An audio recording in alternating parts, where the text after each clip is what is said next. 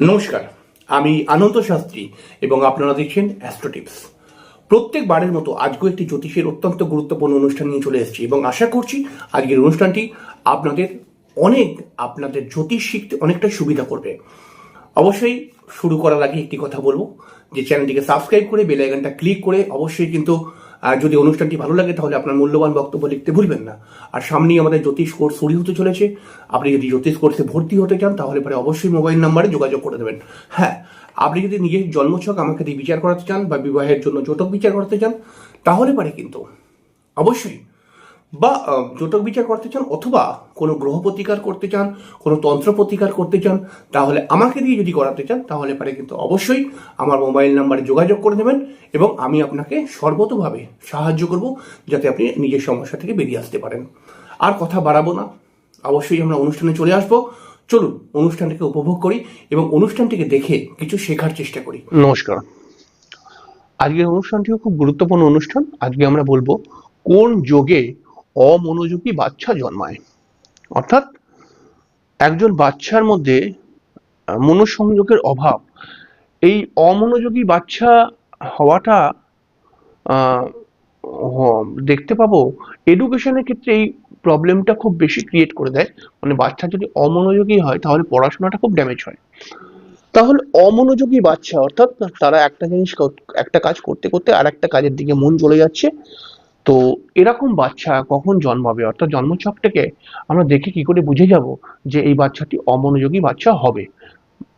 তো দেখুন, অমনোযোগী ব্যাপারটা খুব বেশি এফেক্ট ফেলে পড়াশোনার ক্ষেত্রে। কারণ পড়াশোনার ক্ষেত্রে অমনোযোগী হলে পারে কিন্তু বেশ কিছুটা প্রবলেম ক্রিয়েট হয়ে যায়। দেখুন, পড়াশোনার ক্ষেত্রে আমরা অমনোযোগী ব্যাপারটা কেমন করে দেখবো? দেখুন, দৃষ্টিকোণের পার্থক্য, দৃষ্টিভঙ্গির পার্থক্য একটা ক্রিয়েট হবে। এখন একটা উদাহরণ দিই, যে ধরুন একটা বাচ্চা, দেখা গেল যে, বাচ্চা বলবো না, একটা ছেলেকে দেখা গেল ক্লাস 5 থেকে আর ক্লাস 8 অবধি সে খুব ভালো পড়াশোনা করলো, খুব ভালো, প্রায় 80%, 85%, 90% নাম্বার নিয়ে আসলো। কিন্তু দেখা গেল 8 এর পর থেকে সে আর ভালো নাম্বার তো দূর, মানে তার বাবা মায়ের কনফিউশন ক্রিয়েট হলো সে কি আলটিমেটলি পাস করবে। তখন সেই বাবা মা কি মনে করলো, আমার বাচ্চাটা অমনোযোগী হয়ে গেছে। হুম, ভালো করে দেখুন কোথায় গিয়ে পয়েন্টটাকে মেলাচ্ছি। আমার বাচ্চাটা অমনোযোগী হয়ে গেছে, আমার বাচ্চাটা মানে পড়াশোনা করছে না। কিন্তু কিছু যোগ আছে পড়াশোনা করতে দেয় না। মানে সবসময় মানে প্রবলেম কিন্তু এটা নয় যে আমার বাচ্চা অমনোযোগী হয়ে গেছে, আমার বাচ্চা মানে অন্যদিকে কোনো মাইন্ড লাগাচ্ছে, এরকম নয়। যদি কিছু যোগ থাকে তাহলে পারে বাচ্চাটা পড়াশোনাটা আর বুঝবে না। বুঝতে পেরেছি, যে পড়াশোনা যতই করার চেষ্টা করুক, ক্লাস 8 অব্দি যতটা বুঝছিল এখন আর বুঝবে না ততটা। এরকম প্র্যাকটিক্যালি আপনি দেখবেন। যদি এই শনি কেতু একসঙ্গে বসে থাকে তাহলে এডুকেশনের ক্ষেত্রে খুব প্রবলেম ক্রিয়েট করে। যদি সেই শনি কেতু লগ্নে থাকে, পঞ্চমে থাকে আর চতুর্থে থাকে, তাহলে দেখবেন আপনি সেই সমস্ত বাচ্চাদের আমরা চলতি কথায় অমনোযোগী বলি, কিন্তু সেই সমস্ত মানুষরা মাধ্যমিকের পর পড়াশোনা করলেও পড়াশোনা তাদের মাথায় ঢুকতে চায় না। এরকম দেখা গেছে। হ্যাঁ, ব্যতিক্রম হয়তো হবে কয়েক জায়গায়, কিন্তু এরকম বেশিরভাগ ক্ষেত্রেই দেখা যায়। দেখুন, জন্মছকের মধ্যে যদি চন্দ্র রাহু একসঙ্গে বসে থাকে, চন্দ্র কেতু একসঙ্গে বসে থাকে, বুধ রাহু একসঙ্গে বসে থাকে, বুধ কেতু একসঙ্গে বসে থাকে, রবি বুধ যদি মেষ, মিথুন, সিংহ, কন্যা এই 4টি ঘর ছাড়া কোথাও বসে থাকে, তাহলেও পারে কিন্তু অমনোযোগী বাচ্চা হয়। এবং তাদের এডুকেশনের ক্ষেত্রে হঠাৎ ফ্ল্যাকচুয়েট হতে দেখতে পাওয়া যায়। অর্থাৎ তারা পড়াশোনা তো করছে কিন্তু পড়াশোনা তাদের মাথায় ঢুকছে না। দেখুন, আমরা সাধারণ দৃষ্টিকোণ থেকে জানি চন্দ্র, বুধ এবং বৃহস্পতি গ্রহটিকে আমরা এডুকেশনের গ্রহ বলে থাকি।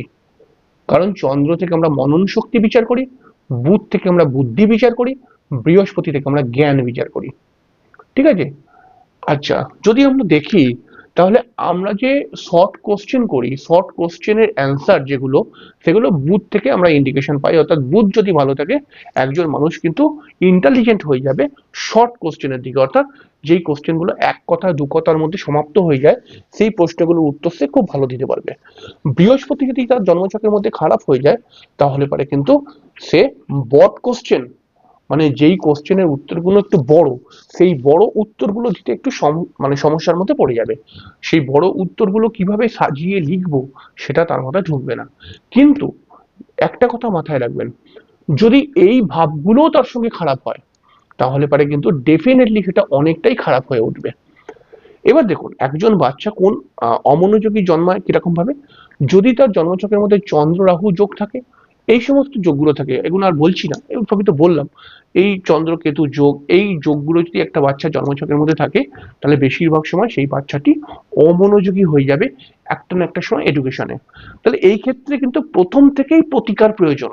ওই যখন অমনোযোগী হবে তখন এসে আমি প্রতিকার করলাম, তখন কিন্তু 6 মাসে বা 1 বছরে ঠিক করে দেওয়াটা একটু কঠিন হয়ে পড়ে। প্রথম থেকেই প্রতিকার, মানে এই যোগ থাকলে ইন্ডিকেশনই হয়ে গেল কি অমনোযোগী হবেই হবে কোন একটি সময় এডুকেশনের মধ্যে, মানে এডুকেশনের মধ্যে ক্র্যাশ পড়ে যাবে। এবারে একটি কথা মাথায় রাখতে হবে, যদি জন্মছকের মধ্যে লগ্নের মধ্যে কোনো অশুভ গ্রহ বসে থাকে, সেটা রাহু হতে পারে, সেটা শনি হতে পারে, সেটা কেতু হতে পারে, তাহলে এরকম বাচ্চারা বেশিরভাগ সময়, বাচ্চাদের কথা বলছি কিন্তু, এরকম বাচ্চারা বেশিরভাগ সময় কিন্তু পড়াশোনা করে কিন্তু পড়াশোনার মধ্যে খুব একটা বেশি নাম্বার পায় না।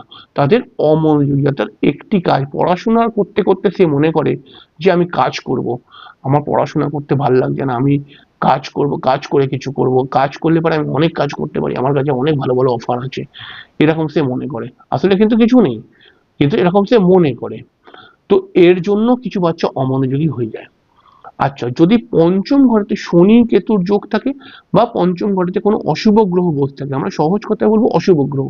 হ্যাঁ, পঞ্চম ঘরেতে যদি অশুভ গ্রহ, মানে আমরা বলতে পারি যেহেতু এই পঞ্চম ঘরটি মেষ রাশি, মেষ লগ্ন আমি লিখলাম, তাহলে মেষ লগ্নের পঞ্চম ঘরটি হবে কার? রবির ঘর। তাহলে রবিকে আমি ছেড়ে দিয়ে যদি শনি, রাহু, কেতু বা মঙ্গলের মতো গ্রহ থাকলেও এ কিন্তু এডুকেশনের মধ্যে প্রবলেম আনে। তবে যদি জন্মছকের মধ্যে বৃহস্পতি ভালো থাকে, তাহলে পারে কিন্তু সেই প্রবলেমটাকে মিটিয়ে দেয়। মানে আমার বক্তব্য কি, বৃহস্পতি যদি ভালো থাকে, তাহলে দেখুন, একটা কথা, সরল কথাকে মাথায় রাখবেন। এই এডুকেশনের কথা বলতে বলতে বা অমনোযোগী বাচ্চার কথা বলতে বলতে একটি কথা মাথায় এসে গেল। যে কোনো বিষয়, যে কোনো বিষয়কে আমরা, সে যে কোনো ভাব কেন্দ্রিক বিষয় হোক না কেন, সেই ভাব কেন্দ্রিক বিষয়কে দেখার জন্য আমরা দুটো জিনিসকে দেখি। একটা হচ্ছে সপ্তম ভাব বা কোনো ভাব, ধরুন বিবাহের ক্ষেত্রে দেখছি, তাহলে আমরা দেখবো সপ্তম ভাব বিবাহ, আর একটা হচ্ছে বিবাহের কারক গ্রহ শুক্র।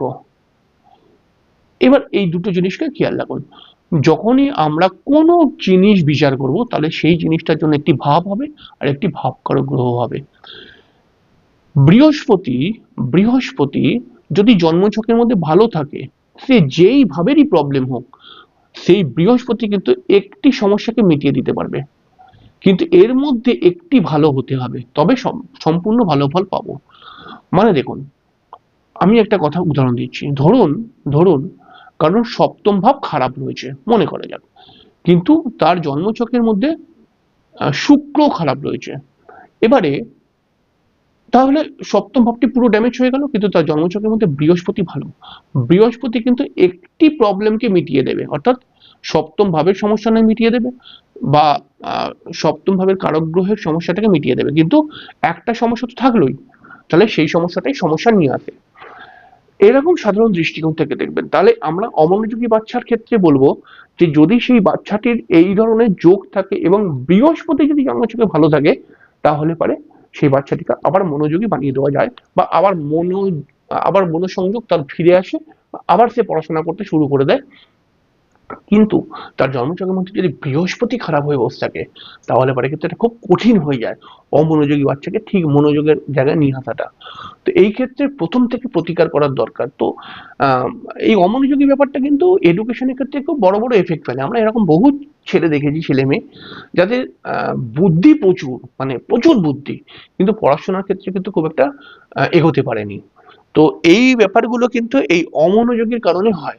অর্থাৎ আহ, মানে দেখা যাচ্ছে যে আবার এরকমও দেখা যায় যে একজন বাচ্চা খুব ভালো করে পড়াশোনা করলো ক্লাস 5 থেকে 10 অবধি, কিন্তু তারপরেই সে অমনোযোগী হয়ে গেল। বাবা মা মনে করছে বা পাশের বাড়ির লোকটা হয়তো মনে করছে এ হয় না, মনে হয় প্রেমে পড়ে গেছে, প্রেম করছে মনে হয়, পড়াশোনা ছেড়ে হয়তো প্রেমে চলে গেছে। এরকম ব্যাপার কিন্তু সবসময় হয় না। এই যে যোগগুলো ক্রিয়েট হয়েছে, চন্দ্র রাহু, চন্দ্রকেতু, বুধ রাহু, বুধ কেতু, রবি বুধ, এগুলো কিন্তু শনি কেতু, এই যে ব্যাপারগুলো, এইগুলোও কিন্তু প্রবলেম নিয়ে আসে।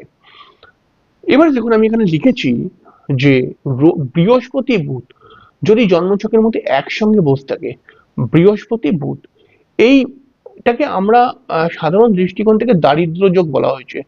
দেখুন দারিদ্র যোগ এটা নয়, ঠিক আছে, মানে দারিদ্র মানে পয়সা হবে না এরকম যোগ নয়। বুধ বৃহস্পতি দুটোই দেখুন এডুকেশনের গ্রহ, তাই না, দুটোই এডুকেশনের গ্রহ। এই দারিদ্র যোগ এটাকে বলবো না, এটাকে বলবো এই মানুষটির পড়াশোনা হবে, কিন্তু যেই লাইনে পড়াশোনা করবে সেই লাইনে কাজ করে কিন্তু এ দাঁড়াতে পারবে না। কথাটাকে ভালো করে বুঝুন। ধরুন কারো জন্মছকে বুধ এবং বৃহস্পতি সংযোগ রয়েছে, বুধ এবং বৃহস্পতি একসঙ্গে বসে থাকতে পারে, দৃষ্টি বিনিময় হতে পারে। বুধ বৃহস্পতি বসে রয়েছে, একজন মানুষ কি করলো, টিচিং প্রফেশন করার জন্য সে পড়াশোনা করলো, বিএড ফিএড ইত্যাদি ইত্যাদি করলো। করার পর দেখা গেল সে আসলে টিচিং সংক্রান্ত প্রফেশনে গেল না, সে একটা অন্য প্রফেশনে চলে গেল। এরকম বারবার দেখতে পাওয়া যায় এই বুধ বৃহস্পতির জন্য। এই বুধ বৃহস্পতি মনোসংযোগের অভাব ক্রিয়েট করে। অর্থাৎ এই যে ধরুন আহ, একটা ব্যাপারটাকে ভালো করে বুঝুন। ধরুন আপনি একটি পড়াশোনা করলেন, পড়াশোনাটার জন্য একটি ভাবধারা বা একটি নিয়মে আপনাকে চলতে হবে। তারপরে আপনি ধরুন এই সেই পড়াশোনাকে কাজে লাগিয়ে চাকরি করবেন, তার জন্য আপনাকে ইন্টারভিউ দিতে হবে, খোঁজ খবর রাখতে হবে। তা এই চাকরির জন্য সেইভাবে প্রিপারেশন নিতে হবে। এবারে এই বুধ বৃহস্পতি হয়তো আপনাকে টিচিং সংক্রান্ত প্রফেশনে পড়াশোনাগুলো করিয়ে দিল, কিন্তু আপনি টিচিং সংক্রান্ত প্রফেশন করতে গেলে, মানে টিচিং সংক্রান্ত পড়াশোনা করে শেষ করতে গেলে পরে আপনার বয়স হয়ে গেল, ধরে নেওয়া যায় 21 বছর। 21 বছর বয়সে আপনার নজর অন্য একটা প্রফেশনে চলে গেল এবং একজন মানুষ সেই প্রফেশনে ঢুকে গেল, এই প্রফেশনটা করলো না। এই বুধ বৃহস্পতি একসঙ্গে থাকলে পরে যেই লাইনে পড়াশোনা হয় সেই লাইনে প্রফেশন হয় না, বহু ক্ষেত্রে দেখতে পাওয়া গেছে। তো এইরকম ভাবে অমনোযোগী বাচ্চা বা অমনোযোগী মানুষ তৈরি হয়ে যায়, মানে ছেলেমেয়েরা। তো খেয়াল রাখবেন আপনারাও এই যোগগুলোকে যদি পারেন লিখে রাখবেন, এই যোগগুলো ক্রিয়েট হয়। পরের দিনকে আমরা এই সমস্ত বিষয় নিয়ে বিস্তর বিস্তর বড় বড় করে অনুষ্ঠান করব। তো যাই হোক এই ব্যাপারগুলো তো যখন আমি পড়াই তখন তো খুব ভালো করে বোঝাই। যাই হোক পরের দিনকে দেখা হয়ে যাবে।